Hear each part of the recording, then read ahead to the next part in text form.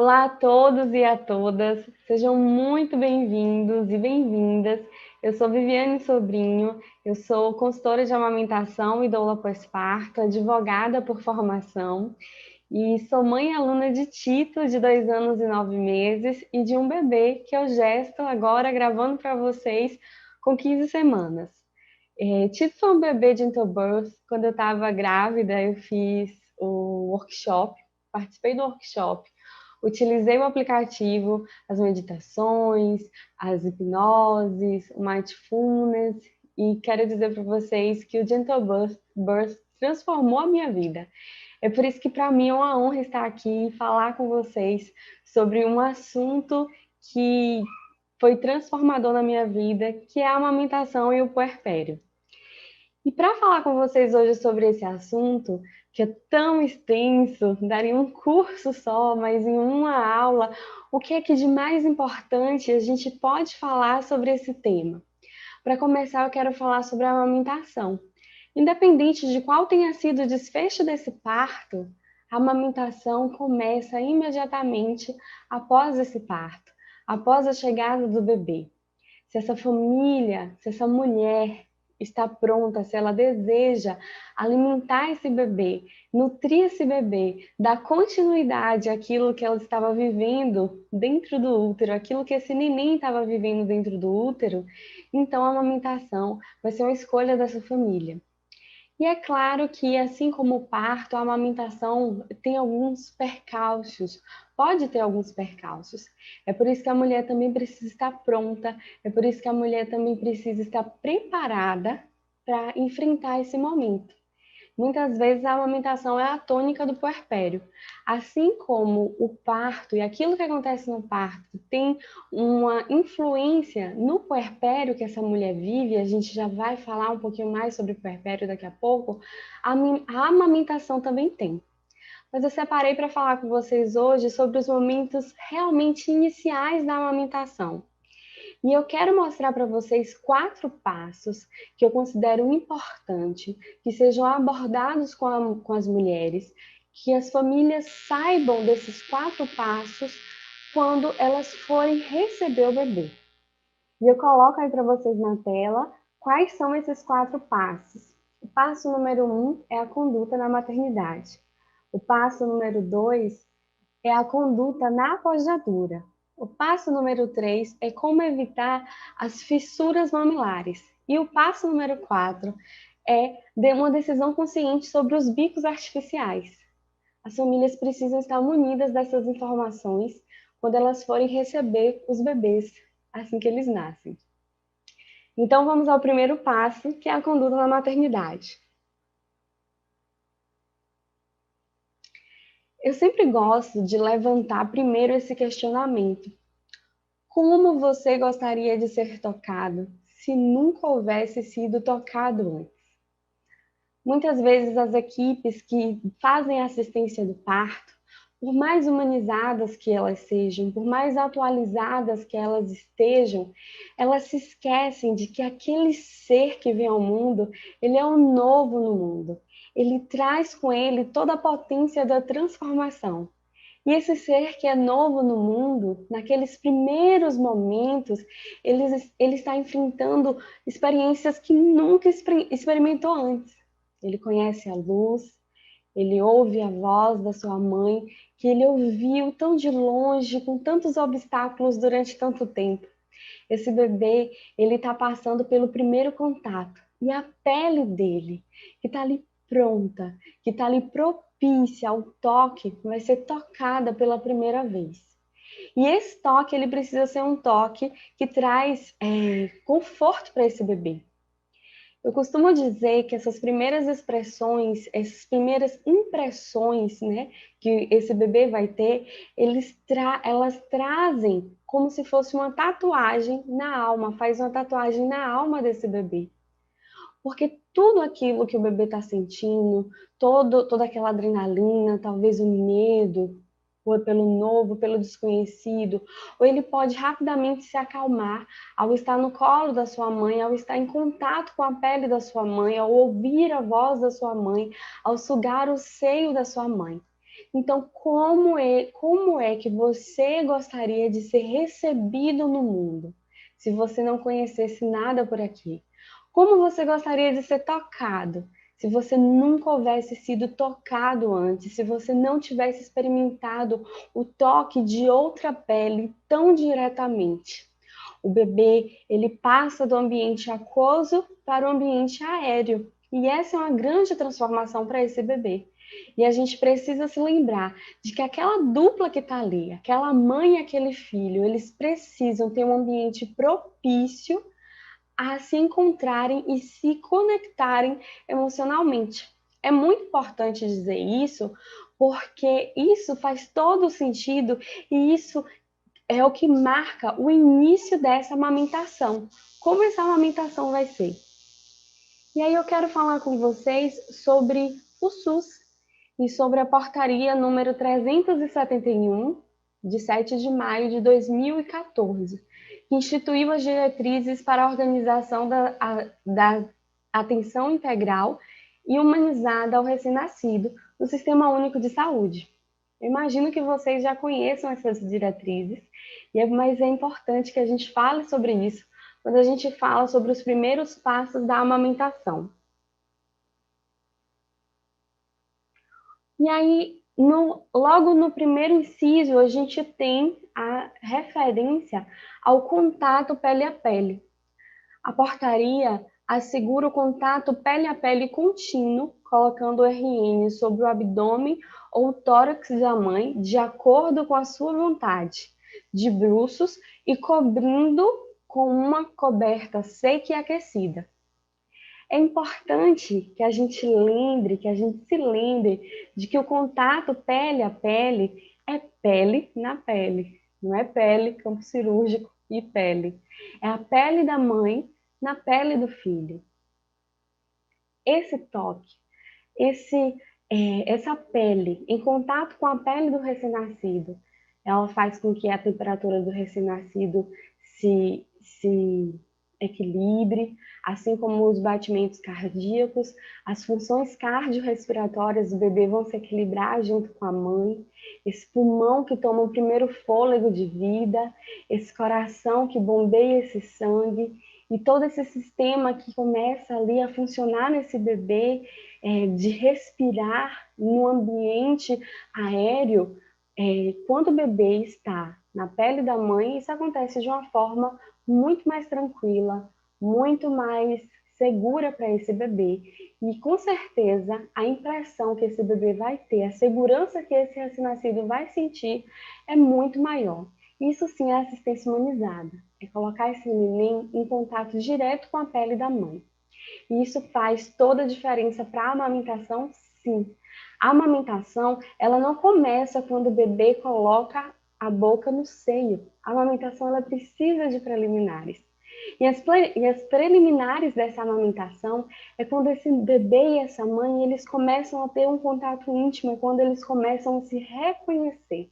É quando essa mãe olha para o olho do seu bebê e reconhece aquele filho e entende que aquele é o produto que ela vinha carregando, o produto de todas essas semanas, aquele ser tão maravilhoso que ela gerou dentro de si, está ali finalmente nos braços dela. E esse é o começo da amamentação. A amamentação, ela começa no pele a pele. Bom, a preparação para a amamentação deve começar na gestação, porque a gestante ela precisa ter todas essas informações, ela precisa ser empoderada, ela precisa ser preparada para esse momento da amamentar. E aí esse momento do pele a pele, ela tem que estar aberta, propícia.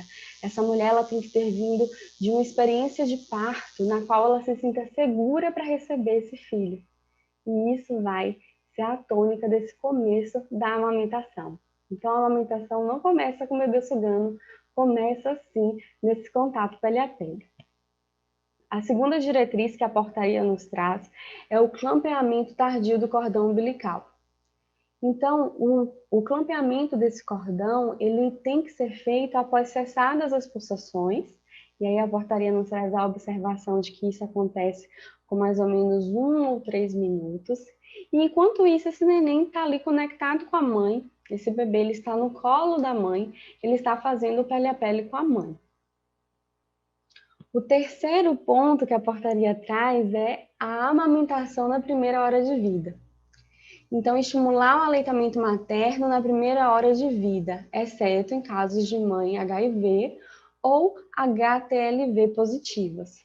Então, se a mãe não é HIV positiva, nem é HTLV positiva, ela tem que ser estimulada a amamentar o filho na primeira hora de vida. Mas aqui algumas observações precisam ser feitas. Em geral, na assistência, essa estimulação da amamentação na primeira hora de vida acontece na correria do pós-parto imediato. A equipe está ali cuidando dos detalhes do pós-parto, geralmente vem uma enfermeira ou alguma outra pessoa da equipe e coloca esse bebê para ir direto no seio da mãe. E o que acontece nesse momento é que às vezes algumas mães elas estranham essa precipitação da equipe. Não é possível que a amamentação ela comece sem que o bebê e a mãe se encontrem. E é por isso que eu acho esplêndido o fato da estimulação da amamentação na primeira hora de vida estar como o terceiro ponto do inciso. Antes de estimular a amamentação, existe o contato pele a pele, existe o clampeamento tardio do cordão umbilical e, finalmente, a gente vai falar sobre a amamentação na primeira hora de vida. Os dois primeiros pontos têm tudo a ver com a amamentação e com o começo dessa amamentação. Quando o bebê sai do útero da mãe, esse bebê estando bem, como diz a portaria, o RN, com ritmo respiratório normal, tônus normal, sem líquido meconial. Vale até observar que Tito, por exemplo, teve sim a Golden Hour, porque a primeira hora de vida é chamada de Golden Hour, hora dourada, hora de ouro, e ele teve mecônio. Eu tive mecônio quando minha bolsa rompeu, eu tinha mecônio espesso, mesmo assim ele nasceu de um parto vaginal. E o que acontece? Muitas mães passam pela experiência de serem forçadas a amamentar. Bom, se você permite que essa mãe e esse bebê se encontrem durante esse processo da primeira hora de vida, em algum momento eles dois vão decidir qual é o primeiro momento, qual é o momento certo para essa amamentação finalmente acontecer, para esse bebê plugar nesse mamilo, nesse peito dessa mãe e começar a sugar o colostro. Então, o que a equipe deve fazer é apenas observar o comportamento dessa mãe, o comportamento desse bebê na primeira hora de vida e propiciar um ambiente adequado para que eles se encontrem e decidam quando é o momento de essa amamentação começar efetivamente. Afinal, a amamentação já começou com pele a pele. O quarto ponto que a portaria nos traz é sobre postergar os procedimentos de rotina do recém-nascido nessa primeira hora de vida. Entende-se como procedimentos de rotina o exame físico, pesagem, outras medidas que podem ser feitas no bebê e outros procedimentos que a equipe possa fazer. Vamos supor que uma equipe demore mais ou menos uns 15 minutos para fazer todos esses procedimentos. Então, esse bebê é tirado dessa mãe durante 15 minutos e ele volta para o colo da mãe. 15 minutos para nós que vivemos alguns anos por aqui respirando, parece pouco tempo, mas para aquele bebê que acabou de chegar, para aquela mãe que acabou de encontrar o seu bebê, isso é muito tempo. É pelo menos 25% dessa primeira hora de vida. Então, se você tira esse neném dessa mãe por 15 minutos, você roubou dessa dupla 25% do que seria essa primeira hora, essa hora dourada. Então, todos esses procedimentos podem ser feitos depois. As medidas do bebê não vão se alterar em uma hora, o peso dele não vai se alterar. Então, a equipe precisa estar preparada para respeitar esse momento que é único na história dessa mãe, desse bebê, que é um momento único nessa família, que é a chegada desse filho que foi tão esperado. O bebê é o novo no mundo. O bebê ele está com todas essas novas sensações acontecendo dentro de si. E a gente precisa reverenciar esse momento.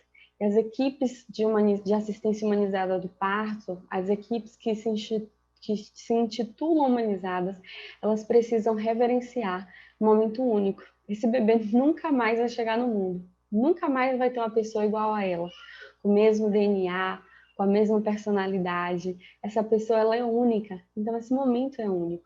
Esse filho é único para essa mãe, e esse momento precisa ser respeitado. E aí é o início da amamentação. Ainda que o parto tenha se transformado em uma cesariana, e se tudo estiver bem com a mãe, com o bebê, todas essas medidas, todas essas diretrizes, elas podem sim ser respeitadas.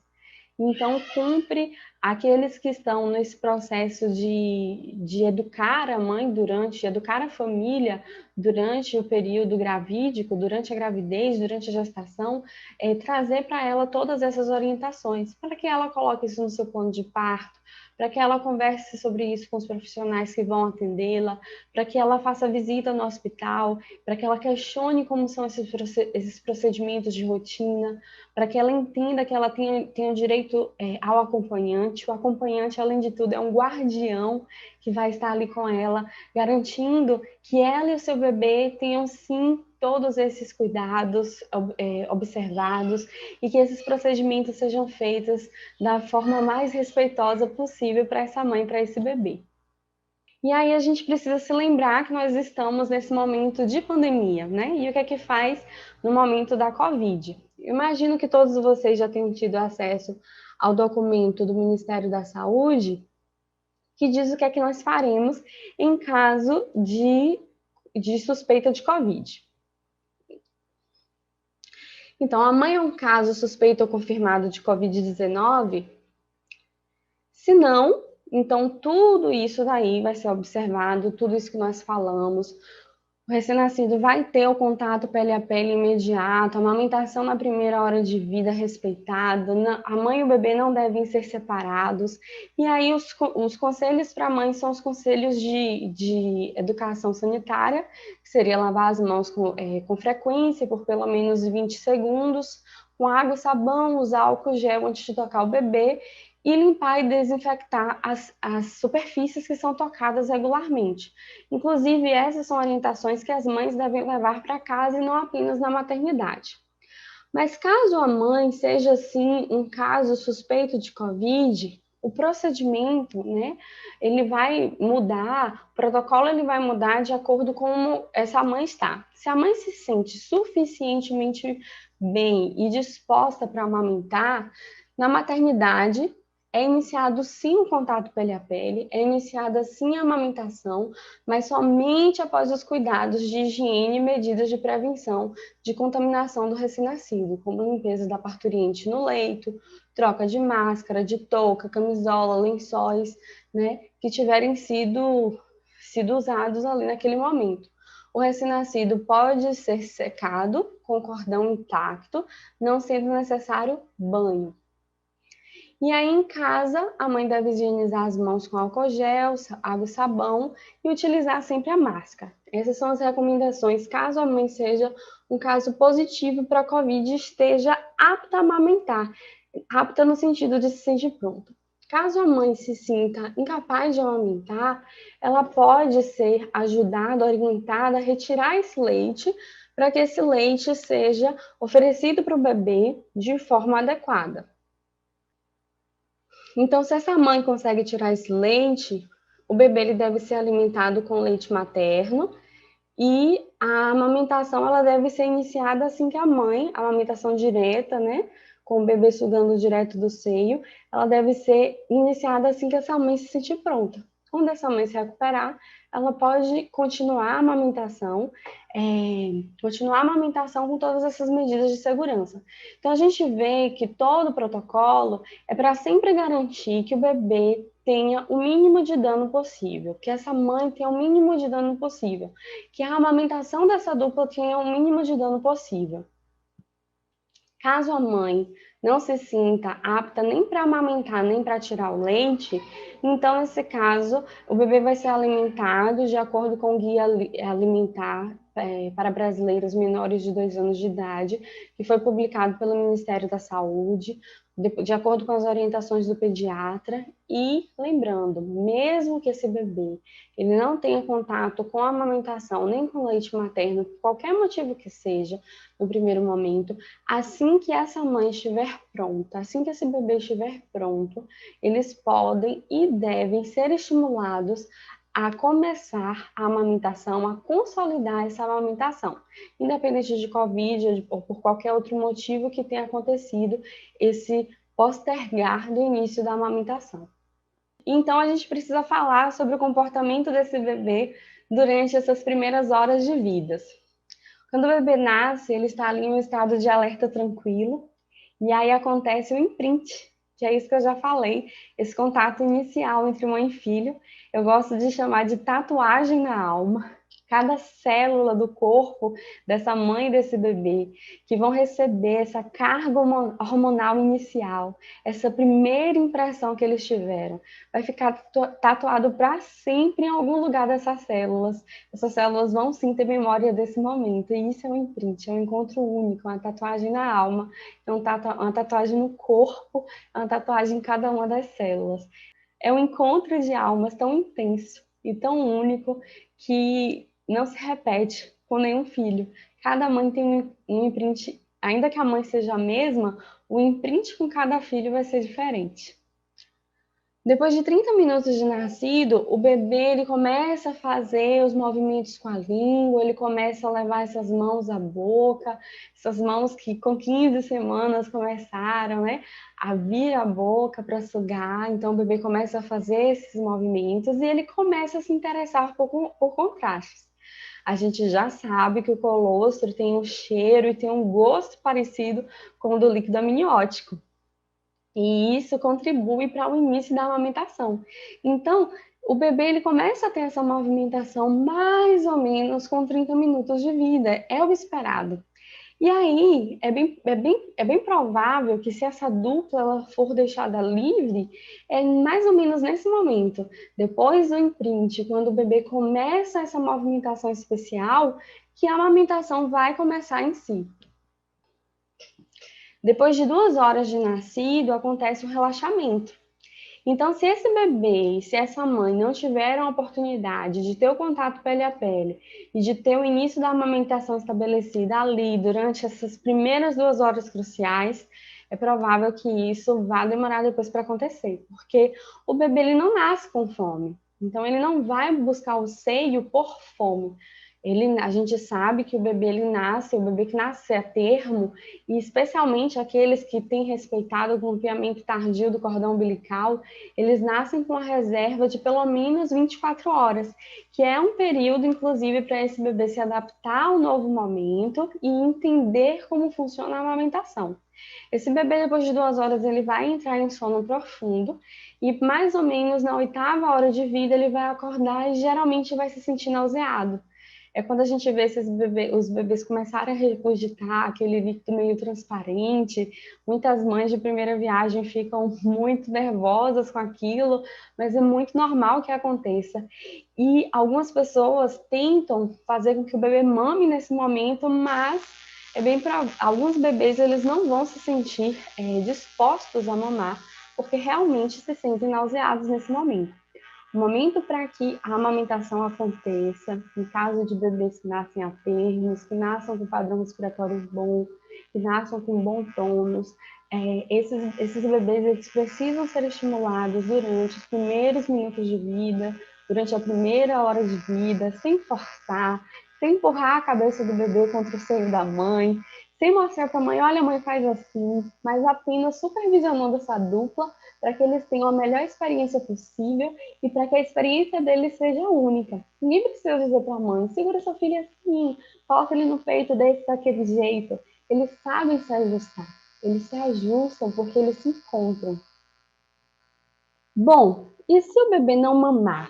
É uma grande dúvida que acontece. Na assistência normal, a gente está acostumado a, quando o bebê não mama,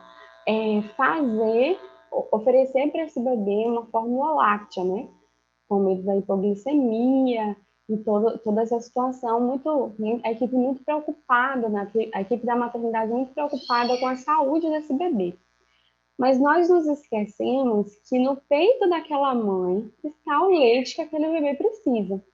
E ainda que esse bebê não se sinta apto, não se sinta pronto a sugar, esse leite ele pode ser ordenhado, ele pode ser extraído e oferecido para esse bebê numa colherzinha de chá, num copinho, de forma a não prejudicar a amamentação e de forma a fazer com que esse bebê tenha o primeiro contato no estômago dele, em termos de alimento, com o leite materno, que é o alimento ideal para esse bebê, e não vai desenvolver alergias nesse bebê.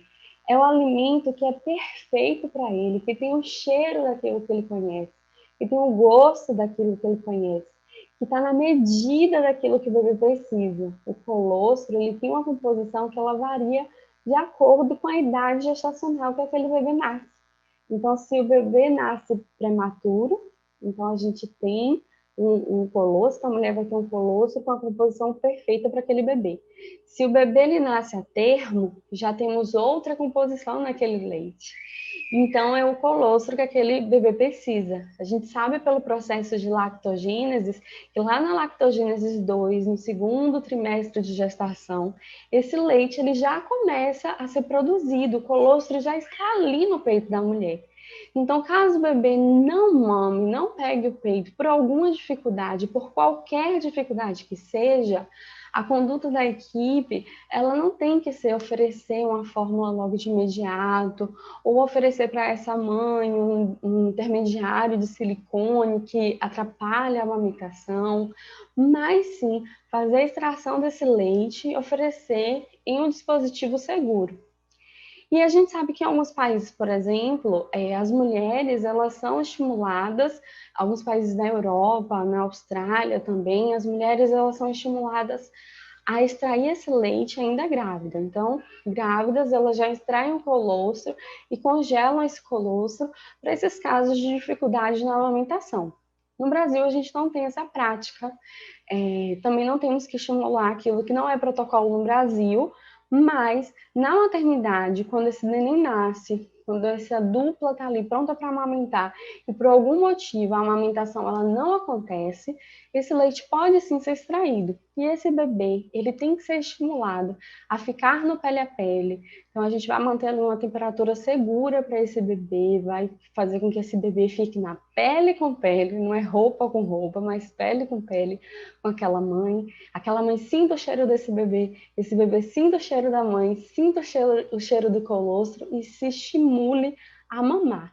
E quando ele estiver pronto, ele vai sim mamar. Enquanto isso, a gente pode sim fazer a extração do leite e oferecer em dispositivo seguro. O segundo passo que eu quero trazer para vocês é a conduta na pojadura. Muitas mães não sabem, e muitos profissionais que acompanham essa mãe durante o período gravídico, o período da gestação, não sabem o que fazer no momento que o leite, que a gente chama de a descida do leite. Não é a descida do leite de fato, porque o leite está ali desde o momento zero, desde a primeira hora de vida, desde que o bebê foi plugado naquele peito pela primeira vez. Mas o leite, ele desce numa quantidade maior, mais ou menos a partir do terceiro ao quinto dia de vida desse bebê, terceiro ao quinto dia pós-parto. E muitas mães causam a pojadura, esse evento, ele causa alguns transtornos. E a gente precisa saber como orientar essa família para esse momento de apojadura. Então, o que fazer nesse momento da apojadura? Bom, primeiro eu quero falar o que não fazer de jeito nenhum. A gente tem muitos mitos, né, sobre essa questão da amamentação. Os mitos já começam lá na gestação, quando dizem que essa mulher precisa preparar esse peito de forma alguma precisa ser preparado. Então, essa mulher não precisa passar bucha, não precisa passar toalha, não precisa tomar sol. Eu acho muito interessante no manual de aleitamento materno do Dr. Carlos Gonzalez, ele fala, inclusive, que um dos grandes mitos e que parece ter um fundo de verdade é a ideia de que a mulher tem que tomar sol no seio para que esse seio se prepare para amamentar, mas não precisa. Na verdade, o sol, ele é bom em casos de fissuras mamilares, a gente já vai falar sobre isso daqui a pouquinho. Mas, para preparar essa mãe, essa mulher para a amamentação e esse peito fisicamente para a amamentação, nada precisa ser feito. A não ser essa mulher se sentir pronta, se sentir empoderada para amamentar. A gente tem ali os tubertos de Montgomery que vão se preparar para essa amamentação e, e, fora isso, a mulher não faz nada. Então, por intelecto próprio, a mulher não precisa fazer nada a não ser estudar e se informar sobre a amamentação. Mas lá na pojadura, compressa de água quente, né? Ou jogar água quente, que é uma coisa que dizem muito, você pode tomar um banho, e aí joga água quente, e deixa a água quente escorrer pelo peito. Isso daí é muito ruim, porque vai estimular ainda mais a produção. Então, fazer compressas quentes de forma alguma. O ideal é colocar o bebê para mamar, né? Mas esse bebê, ele não vai mamar em uma mama quando estiver engurgitada. O que é uma mama engurgitada? É uma mama cheia, é uma mama que está ali dura, aquela mama que a pele está brilhante, está meio avermelhada. Se nós colocamos esse bebê para mamar nesse seio engurgitado, sem preparar esse peito para receber esse bebê, e aí sim a gente fala sobre preparação, a gente não fala sobre preparação na gestação, mas a gente fala sobre preparação quando esse bebê já está aqui para chegar no peito. Se esse bebê chega nessa mama engurgitada, essa mulher vai ter muitos problemas com a amamentação. E então, o que é que nós precisamos fazer? Orientar a mulher a fazer massagens nessa mama, fazer uma ordenha prévia, então ela pode tirar esse leite. O ideal é que ela faça uma ordenha manual, com a própria mão. Às vezes, se ela fizer uma ordenha mecânica com a bomba, seja ela uma bomba manual ou uma bomba elétrica, pode ser que ela perca a mão, porque a ideia não é esvaziar essa mama, mas é fazer com que essa mama esteja mais esvaziada. Ou seja, tirar o excesso de leite para que essa mama esteja mais mole, mais propícia a receber esse bebê. E ali esse bebê ele deve mamar depois dessa mama já com a massagem, depois desse leite excedente ter saído desse peito, aí sim esse bebê vem e mama em livre demanda. Depois disso, pode ser feita uma compressa fria. E essa compressa fria, ela tem que durar apenas alguns minutinhos, porque também se durar muito tempo, mais de 5 minutos, a gente pode ter um efeito rebote. Também pode ser usado no lugar da compressa fria, de gelo, folhas de repolho.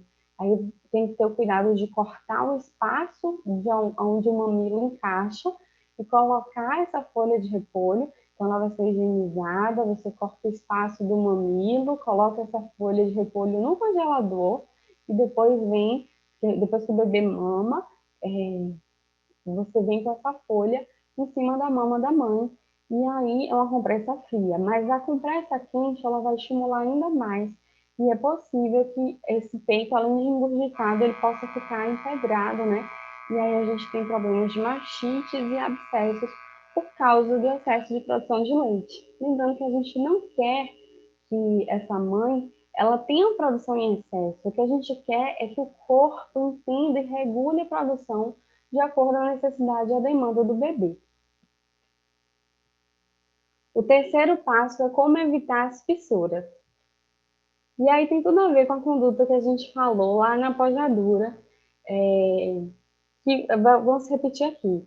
Se a mãe faz massagem prévia, se faz ordenha prévia, se o bebê tem a pega correta, é pouco provável que a gente tenha as fissuras mamilares.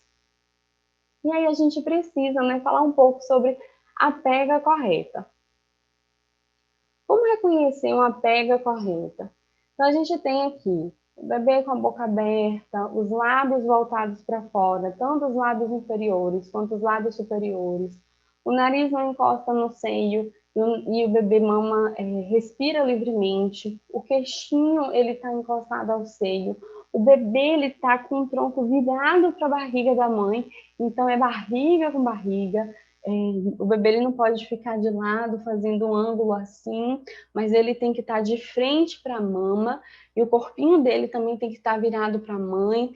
A grande parte da areola, especialmente a parte de baixo dos lábios do bebê, está dentro da boca do bebê. E aí a gente precisa observar também a questão da língua, se essa língua tem a mobilidade.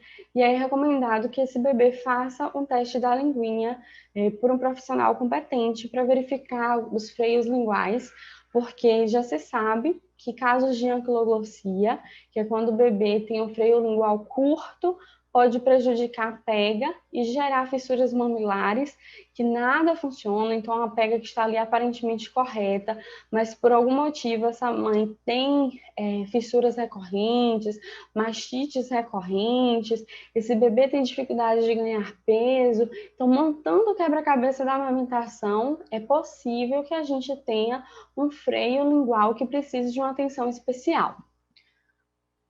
E aí eu quero mostrar essa imagem para vocês de como seria uma pega correta. É interessante estimular o bebê que o peito esteja um pouco mais elevado do que o rosto do bebê. Então, o peito, o mamilo, ele vem aqui, roça o narizinho do bebê, e aí o bebê vai abrir a boca, e esse peito desce para dentro da boca do bebê, e o mamilo fica profundo no palato mole do bebê. Aqui o queixinho está na posição correta, o nariz está livre para respirar, o bebê tem contato visual com a mãe. E esse mamilo, quando o bebê faz o vácuo, ele vai para o palato mole. E lá no palato mole, o bebê vai fazendo todo o movimento de ordem, um movimento em 4 passos, né, em 4 momentos, e quando o peito ele tá o mamilo está no palato mole, a gente não tem as fissuras. E aí o bebê mama com tranquilidade. Se a pega está errada, então olha aqui, a boca do bebê nesse caso, ela está pouco aberta, esse abocanhar do mamilo, da areola, ele não vai ser profundo. Então, é interessante que o bebê ele faça uma pega assimétrica. Então, mais areola na parte de baixo do que na parte de cima. E o peito vindo de cima para baixo, essa aí é uma dica especial. O peito vindo de cima para baixo é mais fácil de fazer essa pega profunda. Então, o mamilo vai ficar profundo, no palato mole, e quando a pega está errada, essa areola ela não fica profunda na boca do bebê, e o mamilo vai ficar aqui batendo no palato duro. E esse movimento desse mamilo que é pressionado contra o palato duro é que faz com que hajam as fissuras mamilares. Então, a gente precisa evitar isso ensinando a mãe a fazer a pega correta.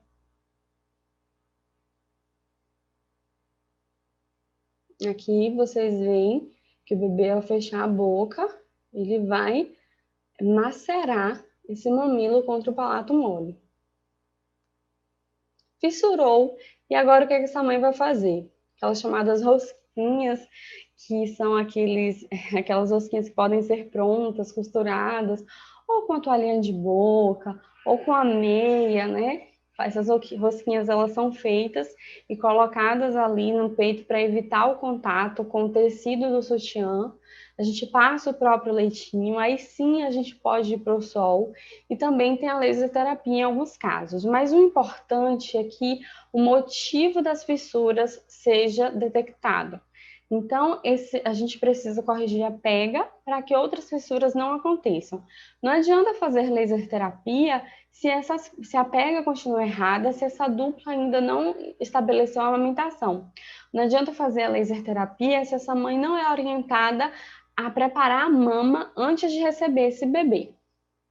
O último passo para a gente terminar essa parte de amamentação é sobre os bicos artificiais. Então, a gente precisa dar informação para essa família para que eles façam as escolhas conscientes. Qual o problema dos bicos artificiais, né?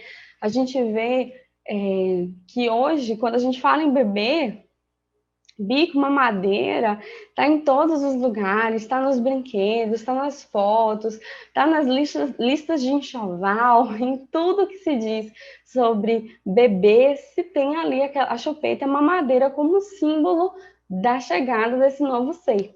Mas a gente precisa trazer algumas informações para que a família faça a escolha consciente sobre o uso dos bicos artificiais. Bom, os bicos artificiais podem causar alterações morfofuncionais que são muito graves. E muitas vezes, de forma direta ou indireta, há um adoecimento daquela criança, inclusive na infância, depois que essa criança já parou de mamar, na adolescência ou na vida adulta, que foi em decorrência do uso de bicos artificiais nos primeiros anos de vida, tanto a chupeta quanto a mamadeira.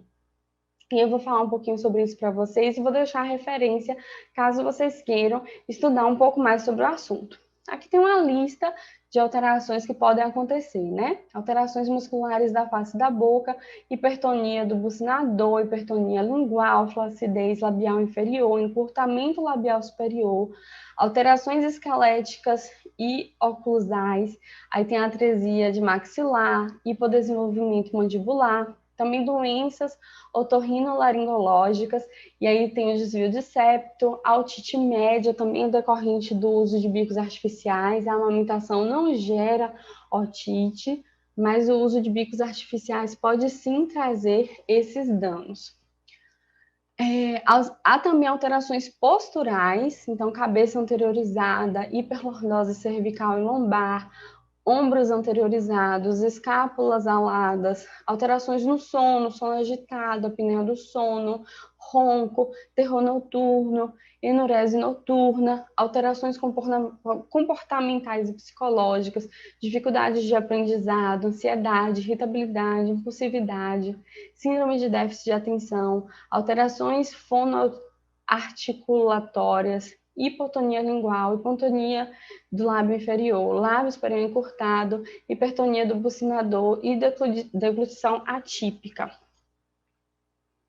Por fim, como instância máxima das alterações morfofuncionais decorrentes de uso de bicos artificiais, pode acontecer a síndrome do respirador bucal, que tem como conjunto, né, nessa síndrome, as seguintes situações de patologias associadas: rinite, sinusite, asma, hipertrofia da adenoide, hipertrofia dos cornetos, pólipos nasais, amidalites de repetição, otites de repetição, desvio de septo, alterações dentoesqueletais, hipodesenvolvimento mandibular, atresia do maxilar, palato profundo, protusão dos incisivos superiores, apinhamento superior e inferior, mordida cruzada, mordida aberta anterior, enfim, todas essas patologias associadas podem compor, né, a síndrome do respirador bucal. Essa é uma pesquisa muito interessante, que é do Dr. Pedro Vinha. Então, a pesquisa dele é alterações morfofuncionais decorrentes do uso de mamadeira, que está no livro Aleitamento Materno no Contexto atual. E eu tenho esse artigo, então caso vocês desejem, vocês podem entrar em contato comigo, eu posso passar para vocês esse artigo para que vocês tenham um aprofundamento desse assunto para conversar com os pais, tá? É importante também lembrar que o uso de bicos artificiais, ele pode causar uma confusão de bico, então o bebê ele desaprende a mamar, e ele também pode causar uma confusão de fluxo. E aí a gente tem aquele efeito bola de neve da utilização de bicos artificiais, mesmo que seja com o próprio leite da mãe, pode acontecer sim um desmame precoce por causa do uso dos bicos artificiais. Além do desmame precoce, a gente também tem a possibilidade desse bebê se tornar uma pessoa com patologias crônicas que foram decorrentes do uso de bicos artificiais. Então, os pais eles precisam estar prontos, sim, para tomar essa decisão, que não é uma decisão fácil, já que culturalmente os bicos artificiais eles são muito bem aceitos, Inclusive, algumas maternidades, alguns profissionais já recomendam a utilização ali do intermediário de silicone, que nada mais é do que um bico artificial que não está plugado em um vidro de mamadeira, né, mas no próprio peito. E a gente tem também a questão do bico, da chupeta, da mamadeira, e os pais eles precisam estar prontos para decidirem o que é que eles querem para a criação desse neném, como é que eles querem receber, recepcionar essa criança, o que é que eles querem proporcionar para ela. E aí fica então toda essa informação para que vocês tenham, né, subsídios interessantes e para que a partir dessa aula aqui vocês possam estudar um pouco mais sobre o assunto para que possam orientar os pais também. Agora a gente vai falar sobre um assunto que é a minha emoção, que é sobre o puerpério. Tem muita coisa a ver com a amamentação também.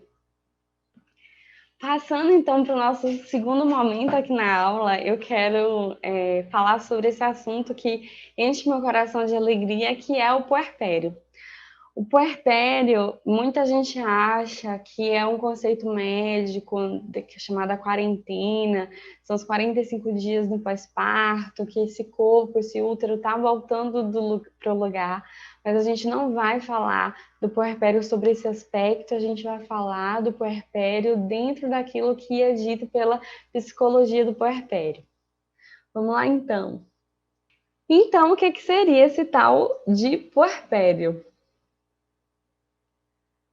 A vida das pessoas, elas têm estressores em todos os momentos. E aí a gente pode ter estressores verticais, que aí, por exemplo, tá a cultura, o momento sociopolítico, tudo isso que não tem a ver com a escolha individual da pessoa, mas que é imposto a essa pessoa porque tem a ver com o contexto no qual essa pessoa está vivendo. E tem os estressores horizontais, que é o momento atual, a passagem do tempo, o desenvolvimento humano. Então, por exemplo, para a criança, a entrada na escola, a chegada de um irmão, quando a gente está mais velho, o momento do casamento é um momento de estresse também, porque traz uma crise, a própria aposentadoria e a chegada do filho também é um momento de estresse. E o puerpério, ele vai ser o resultado de todos esses estressores psicologicamente falando. E nós temos na nossa sociedade um mito da plenitude na maternidade. Então, muitas mulheres acreditam que quando o bebê chegar, que elas vão se sentir mães imediatamente, ou muitas vezes acreditam que quando chegar o resultado positivo para a gestação, elas já vão se sentir mães, e a gente sabe que não é isso que acontece. A maternidade, ela também é uma construção, o amor materno também é uma construção. Essa família, ela precisa se ajustar, essa mulher precisa se ajustar na sua nova função de mãe. Não existe uma plenitude na maternidade, mas a maternidade, ela é cercada de desafios, e esses desafios, e a forma com a qual essa mulher enxerga esses desafios, ela vai repercutir no puerpério. Toda essa bagagem que essa mulher traz, toda essa bagagem sociocultural, essa bagagem familiar, essa formação que essa mulher tem, essa formação acadêmica, a formação cultural, o país no qual essa mulher vive, a cidade, a sociedade, o trabalho que essa mulher tem, as pessoas que exercem influência na vida dessa mulher, tudo isso vai contribuir para esse momento do puerpério. E aí ela precisa escolher como ela vai se portar nesse momento para que seja um puerpério mais leve ou um puerpério realmente mais intenso. Alguns psiquiatras não têm a categoria puerpério bem definida, então, infelizmente, a gente tem muita confusão entre puerpério e depressão pós-parto. E o que é normal, o conceito de normalidade é um conceito que é muito variável, ele vai variar, esse conceito varia de acordo com o momento histórico, de acordo com a cultura. Então, é por isso que às vezes a gente tem sim um pouco de dificuldade de estabelecer o que é normal no puerpério. E isso vai depender muito dessa mulher, de quem essa mulher era antes, de como ela se comportava na vida, quais são os aspectos psicológicos dessa mulher, para que a gente faça uma leitura mais atenta. O profissional que está acompanhando essa mulher faça uma leitura mais atenta daquilo que está acontecendo. O fato é que puerpério é transição. Então, essa mulher ela vai transicionar, a identidade dela vai se ressignificar. E aí a gente tem uma sensação de esfacelamento da identidade. E essa mulher, ela se olha e ela não se reconhece muitas vezes. E isso tem a ver com o bebê, com a chegada dessa nova pessoa no mundo, mas tem também a ver com todo esse momento que a mulher está vivendo. Então, o puerpério, ele é por causa do bebê e ele é para além do bebê também. E aí, nós precisamos trazer, então, vamos colocar aqui abaixo, Levi-Gotskis para a gente falar sobre esses conceitos de crise de desenvolvimento. A primeira ideia que a gente precisa trazer de Levi-Gotskis não há idade definida e é difícil de identificar o início e o fim das crises. Isso de cara nos mostra que o puerpério ele não tem um momento de fim pré-determinado. Com X meses a mulher deixa de ser puérpera. Na verdade, quando a mulher se vê saindo dessa crise, nós temos ali o marco do fim do puerpério. Então, essa mulher mesma vai ser apta a te dizer. Algumas delas vão sair com 1 ano e meio, 2 anos de puerpério. Pode acontecer no sentido psicológico, sim, de a gente falar de um puerpério mais longo. Então, o puerpério, no sentido psicológico, tem a ver com a reconstrução da identidade dessa mulher após a chegada desse filho. E aí é difícil identificar o início e o fim da crise. Então, nada melhor do que deixar a própria mulher se reconhecer nessa fase. Nós temos, durante as crises, a diminuição do ritmo e no rendimento do indivíduo em relação aos períodos de estabilidade. Daí a gente pode pensar como é cruel uma sociedade que exige que uma mulher, após a licença maternidade, esteja pronta a se apresentar no mundo com rendimento excepcional, seja no trabalho, seja dentro de casa, que essa mulher esteja pronta nas relações. E é uma frase muito comum que se ouve não se esqueça que você também é mulher. E para uma mulher que está vivendo um momento de crise, que ela não consegue se encontrar nem na imagem do espelho, muitas vezes ouvir essa frase é uma frase cruel para essa mulher. Ela não precisa de mais essa cobrança. Então, no momento de crise, a gente tem sim a desaceleração, a gente tem sim uma produção menor, porque toda a energia vital dessa mulher, ela está voltada àquele ser que é completamente dependente dela. E durante esse processo de atender esse ser, essa mulher, ela precisa também se reencontrar. É complexo, sim, mas é um momento totalmente transformador. E durante as crises, a gente tem uma percepção de índole negativa do desenvolvimento. É uma sensação de que mais se perde do que se ganha. Daí, muitas vezes você pode encontrar uma mulher que está ali angustiada e se sentindo culpada porque tem nos braços o maior amor da vida, que é o filho e tal, e ela fala, eu deveria estar feliz por ter meu filho, eu deveria estar feliz porque meu filho tem saúde, mas eu não estou feliz. Eu não estou feliz porque eu não consigo lavar o cabelo. Eu não estou feliz porque eu queria estar nesse momento dormindo. Eu não estou feliz porque eu queria ter minha liberdade de volta. Eu não estou feliz porque eu me sinto presa. Então, nesse momento em que a crise ela está sendo vivida, a pessoa que está em crise ela tem uma percepção de que mais perdeu do que ganhou. E a mulher não precisa de cobranças do tipo, você deveria estar feliz mesmo, porque o seu filho está saudável.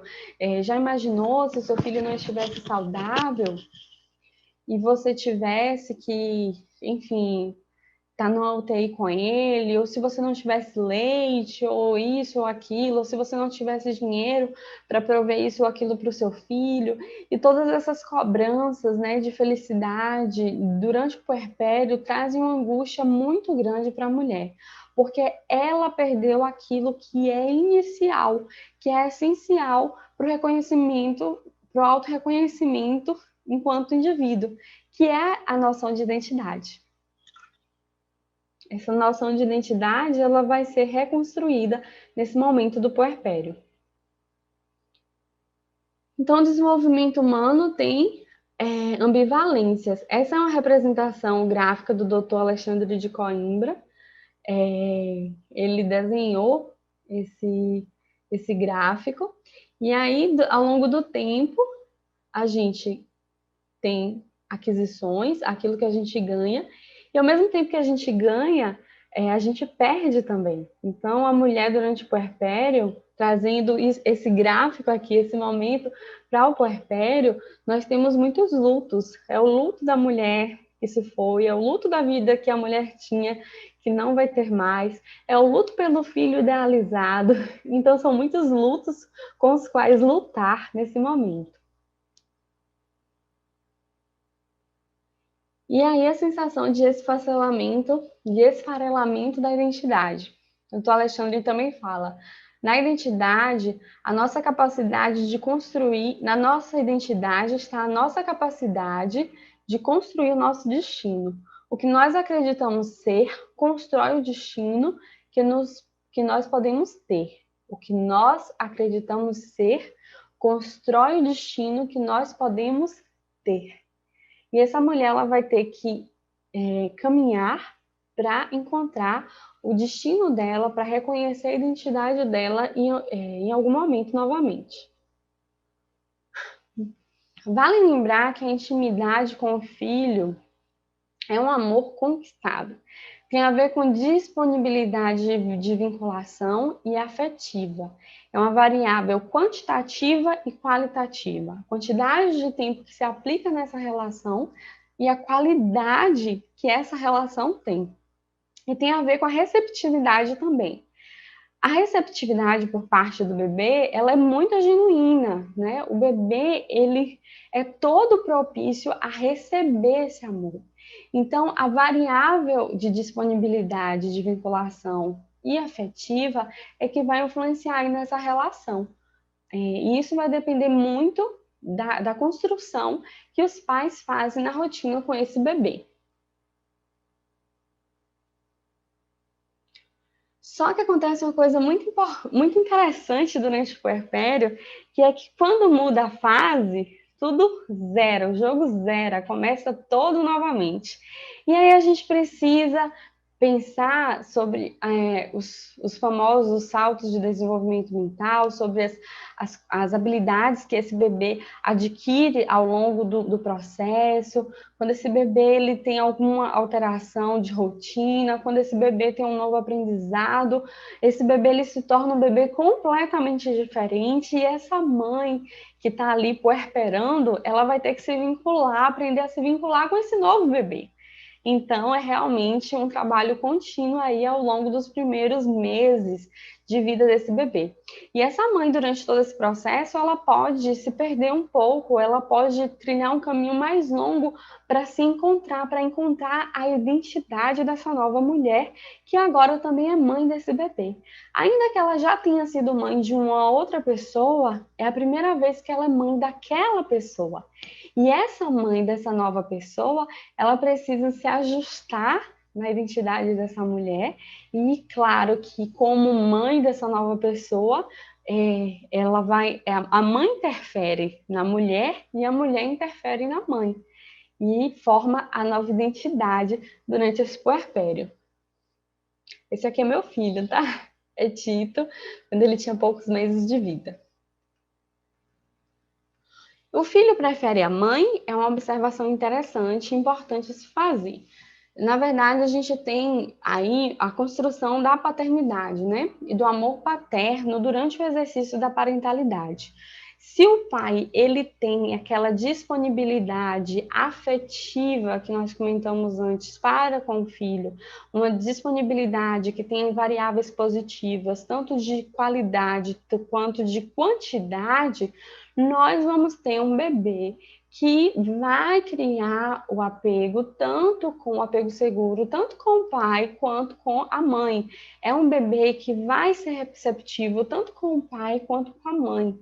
Então, assim como o amor materno também é uma construção, como não existe a plenitude da maternidade, todas essas ideias, essas preconcepções que a gente tem sobre a paternidade, tudo isso também pode ser transformado a partir do momento que o pai tem disponibilidade afetiva e tem disponibilidade emocional, tem disponibilidade de tempo para com aquele bebê. E o casal, durante o puerpério, também tem as suas dificuldades. Nenhum relacionamento passa ileso à crise. A crise na qual uma das pessoas que compõem aquele relacionamento está vivendo. Eu gosto de dizer que, inclusive, que se esse pai também tem disponibilidade emocional e afetiva para com aquele bebê, se aquele pai também dispõe de tempo, a gente vai falar também de um pai que está no puerpério, de uma família que puerpera junto. E esse casal vai passar pela crise muito mais facilmente, se eles conseguem se encontrar durante esse caminho. Então, a gente pode falar sobre aconselhamento de casais, caso seja necessário. A gente pode falar sobre conversas, rodas de gestantes de puérperas, rodas de homens, rodas de pais, rodas de parentalidade, para discutir questões que atingem aí o casal durante esse puerpério. Lembrar que é um momento de crise, que a crise tem início, que a crise também tem fim. E que nem sempre a crise é algo negativo, né? A crise também pode trazer situações muito positivas para aquela família. Além do pai, é necessário falar também sobre a rede de apoio, né? Esse casal, o pai não é rede de apoio de mãe. Esse casal, ele precisa de uma rede de apoio para sobreviver ao puerpério. E aí a gente fala sobre as avós, que precisam estar de acordo com as escolhas que essa nova família faz para com aquele bebê. Então, no Brasil, a gente tem, por exemplo, uma cultura muito forte das avós, elas dizerem às mães quais escolhas e quais caminhos elas devem tomar. E, naturalmente, para uma mulher que está ali tentando se descobrir enquanto mãe, tentando se descobrir enquanto mulher, por mais coerente que seja todos aqueles conselhos, aquela mulher ela não quer ser ensinada. Ela quer se afirmar enquanto mãe, ela quer se afirmar enquanto ser capaz de maternar, enquanto ser capaz de descobrir, de descortinar aquele enigma tão maravilhoso, tão cheio de dobrinhas, tão cheio de fofurice que é o seu próprio bebê. Então, na nossa cultura, a gente tem sim esse costume. Então, a rede de apoio ela precisa estar pronta. Eu gosto de falar sobre plano de parto, mas também plano de pós-parto. O que é que eu quero para o pós-parto? O que é que eu quero para o puerpério? O que é que eu quero para a amamentação? Como profissionais que auxiliam a mulher no ciclo gravídico puerperal, nós devemos estimulá-las a escrever um plano de pós-parto. Um plano de pós-parto que vai desde questões que sejam questões do dia a dia, de rotina, como é que vai ser a comida, quem é que vai limpar a casa, quem vai pagar as contas, quem vai ao mercado, quem vai fazer a feira, quem vai levar o filho mais velho na escola, quem vai acompanhar o filho mais velho no EAD, em caso, né, de contexto de pandemia, quem é que vai tomar as decisões do dia a dia, qual dos dois, e quem é que vai tomar responsabilidade X pelo novo bebê que chega, e quem vai auxiliar essa família. E aí a rede de apoio precisa, sim, estar treinada e estar de acordo, ciente de quais são as escolhas que aquela família, que aquele casal fez para a chegada desse novo bebê. Isso evita os conflitos e facilita o puerpério. Traz liberdade para o puerpério, traz leveza ao puerpério e deixa essa mulher livre para reencontrar a sua identidade após a chegada do novo filho. E para finalizar, eu trouxe essa passagem, que é de uma música de Maria Treá, Abre Asas, é uma música que marcou o meu puerpério, o puerpério de Tito. Eu não sei o que esperar, o que vai ser esse novo puerpério, porque engana-se quem acha que puerperar uma segunda, uma terceira, uma quarta vez é mais fácil do que a primeira. O puerpério, ele depende muito do contexto no qual essa mulher está vivendo, da estabilidade emocional, das experiências que essa mulher teve, as experiências que ela teve com o filho anterior, da estabilidade profissional dessa família, da situação econômica, da situação financeira. Todos esses aspectos interferem sim no puerpério. Bom, teu olhar está realmente onde você está? Tanto foi, você já é outro lugar.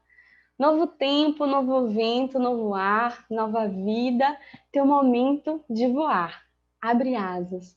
Não dá mais ser cores de outros carnavais, outros panos, panos que não te vestem mais. Pise firme, não há por que olhar para trás. Ser inteira, ser a luz que ilumina a tua paz. Coragem. O de sempre, de não haver ponto sem nó, dança tudo, faz e espera o melhor. Gire fundo, que esse mundo é tão maior. Ter certeza de que não caminha só na viagem. Te veste da tua alma, tua verdade, teu amor, tá na porta nova era que chegou. Dê passagem. Para mim, gente, essa música é um hino do puerpério. É aquilo que a gente vive, sim. O puerpério exige coragens e abrir asas é coragem. Eu quero agradecer a vocês por estarem aqui comigo durante esse período para falar sobre esses assuntos que me enchem de amor, que enchem o meu coração, que me enchem de sentimentos tão bons. De estar aqui nesse evento promovido pelo Gentle Birth, que é tão importante para mim. E agradeço a vocês pelo convite e espero encontrar vocês em breve. Muito obrigada e até a próxima.